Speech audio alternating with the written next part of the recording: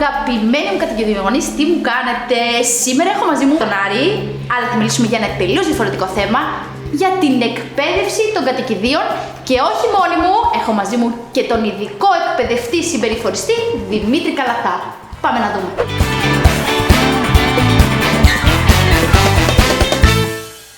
Ειδικότερο το θεματάκι που θα μιλήσουμε σήμερα είναι για την τουαλέτα των κατοικιδίων μας. Είτε έχετε γατούλα, είτε έχετε σκυλάκια, αλλά θα εστιάσουμε πιο πολύ στα σκυλάκια. Διότι αυτό απασχολεί πάρα πολλούς ιδιοκτήτες.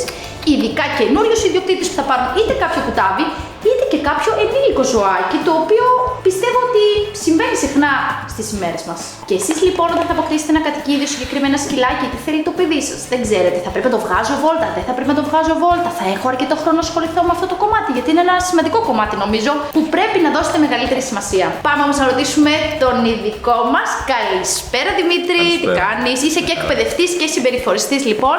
Και έχουμε εδώ πέρα και τον αγαπημένο μας Άρη, ο οποίος είναι και εκπαιδευμένος γενικά, όχι μόνο στην τουαλέτα του. Αλλά θέλω να σου κάνω λίγο κάποιες ερωτήσεις.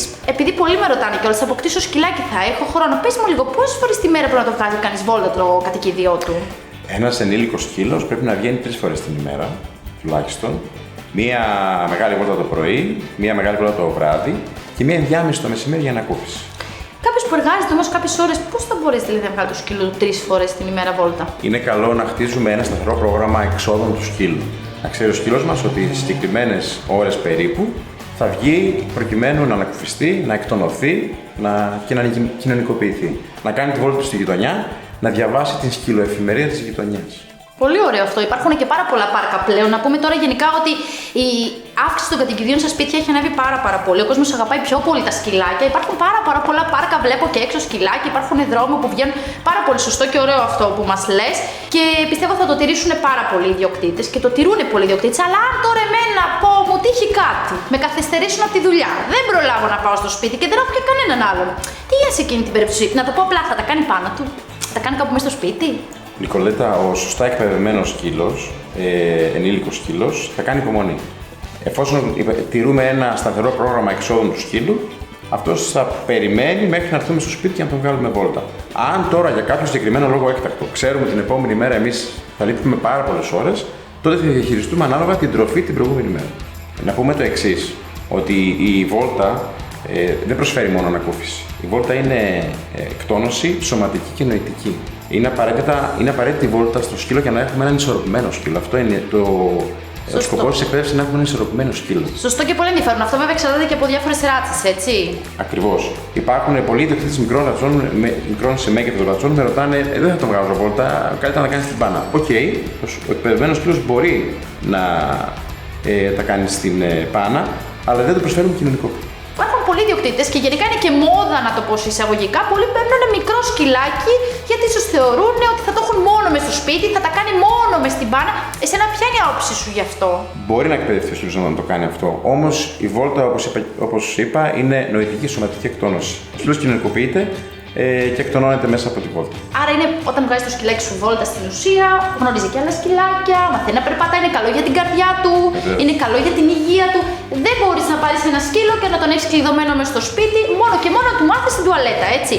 Αλλά όταν έρχεται ένα σκυλάκι στο σπίτι, ειδικά και αν είναι κουτάβι βέβαια, αλλά και αν είναι ενήλικο που θα έρθει σε ένα καινούριο περιβάλλον, εσύ θεωρείς ότι και για την τουαλέτα συγκεκριμένα χρειάζεται ίσως κάποιον εκπαιδευτή, κάποιον ειδικό, ώστε να μάθει και να μπει σε μια ρέγουλα στις βόλτες του, στην τουαλέτα του, στην τροφή του? Ποια είναι η άποψη πάνω σε αυτό? Το ίντερνετ, αν πατήσεις αυτή τη στιγμή, αν γκουγκλάρεις εκπαίδευση σκύλου, θα σου κάνει πάρα πολλά πράγματα.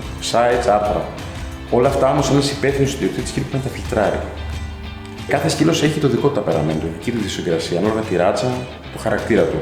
Ένας επαγγελματίας εκπαιδευτής σκύλων θα εκπαιδεύσει τον σκύλο προκειμένου και θα τον καθοδηγήσει σε επιθυμητές συμπεριφορές. Θα μάθει στον ιδιοκτήτη πώς να χειρίζεται το σκύλο του. Αυτό είναι πάρα πολύ σημαντικό. Εκπαιδεύουμε και ανθρώπους ουσιαστικά. Σωστό. Και δημιουργεί τις συνθήκες για μια αρμονική συμβίωση ανθρώπου και σκύλου.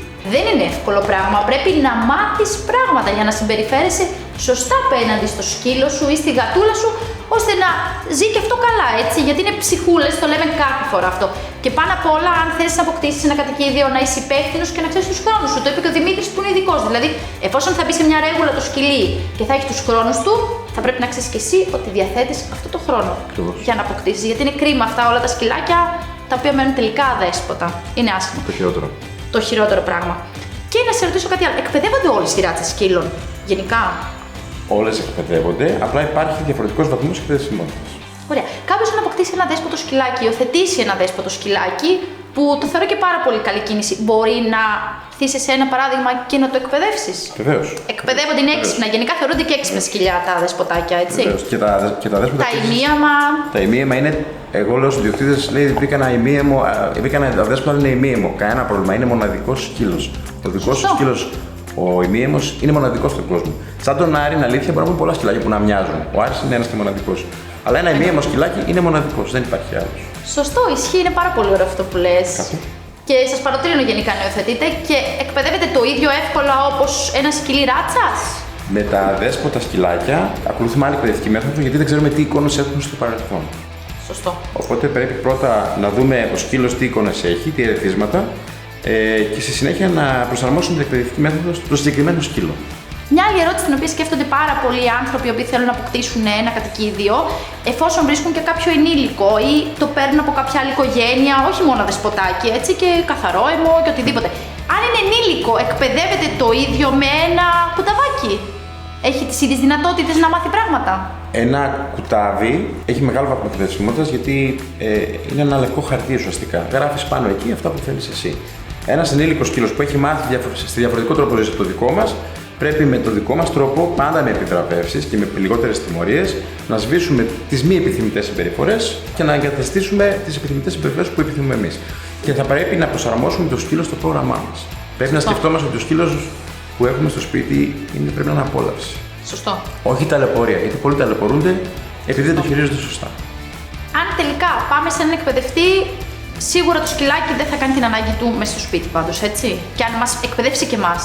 Αυτό είναι πάρα πολύ ευχάριστο, ειδικά για κάποιους ιδιοκτήτες και όλους που αποκτούν το σκυλάκι επειδή το επιθυμεί, παράδειγμα, το παιδί τους. Έτσι.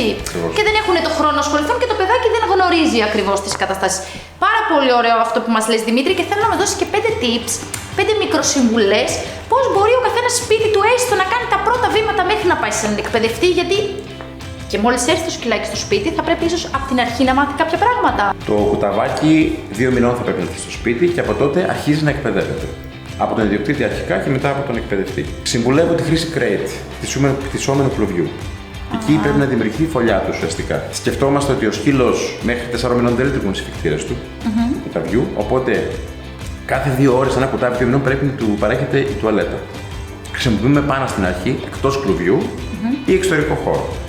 Και το λέω ξανά και ξανά, επιβράβευση στην ανακούφιση στην μπάνα, επιβράβευση στον εξωτερικό χώρο.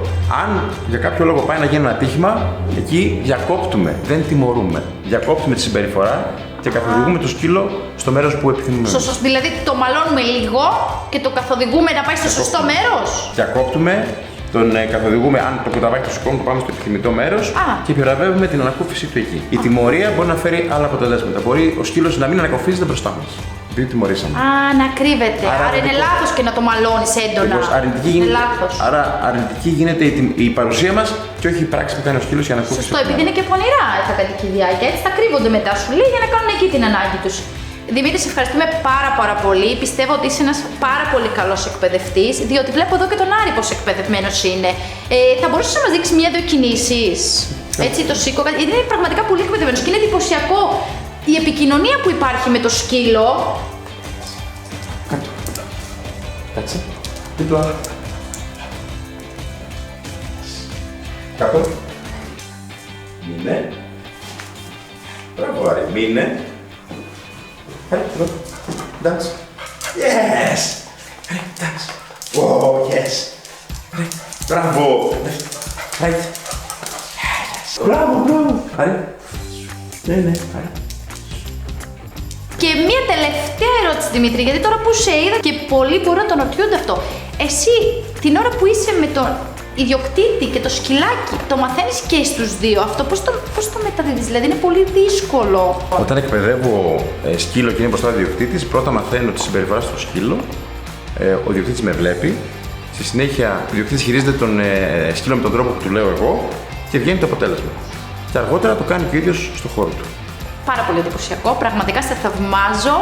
Εύχομαι ό,τι καλύτερο να συνεχίζεις να εκπαιδεύεις σκυλάκια. Ευχαριστώ πολύ. Και θα τα πούμε σίγουρα και σε άλλα βίντεο γιατί έχεις πάρα πολύ καλές ιδέες για θεματολογίες. Ευχαριστώ πολύ για την φιλοξενία. Ευχαριστούμε πάρα πολύ, Δημήτρη. Κλείνοντας λοιπόν αυτό το βίντεο με αυτό το πολύ ενδιαφέρον θέμα, το σημερινό, την εκπαίδευση λοιπόν του κατοικιδίου σας, αυτό που προτείνω είναι εννοείται αν αποκτήσετε ένα κατοικίδιο, ενέχετε να το πάτε για εκπαίδευση, διότι είδατε ότι σε οποιοδήποτε ηλικία μπορείτε να εκπαιδεύσετε το κατοικίδιο σας, διότι θα μάθετε και τις δυνατότητες που έχει ο τετράποδος φίλος σας. Γιατί μπορεί να έχει πολύ περισσότερες δυνατότητες, τις οποίες δεν θα μάθετε ποτέ. Όπως παράδειγμα να περπατάει δίπλα σας χωρίς λουρί, να σας καταλαβαίνει, να δίνει το χεράκι. Είναι ένα παιχνίδι το οποίο πιστεύω σας δένει πιο πολύ με το φίλο σας και θα είστε πραγματικοί κατοικιδιογονείς. Τα λέμε σε επόμενο βίντεο. Κάντε subscribe και βέβαια σχολιάκια αν έχετε κάποια εμπειρία με κάποιον εκπαιδευτή ή αν ενδιαφέρεστε να εκπαιδεύσετε κι εσείς το σκυλάκι σας ή και τη γατούλα σας.